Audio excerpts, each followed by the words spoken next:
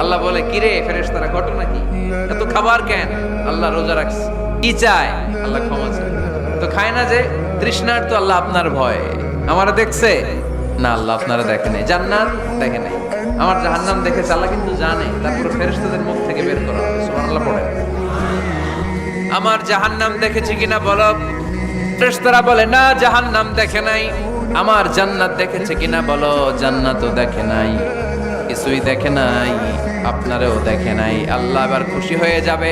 আমার খুশির জন্য আমার ভয়ে তৃষ্ণার্ত ক্ষুধার্ত সামনে খাবার হাত বাড়ালেই খেতে পারে, গ্লাসটা তুললেই পান করতে পারে, আমার ভয়ে খায় না।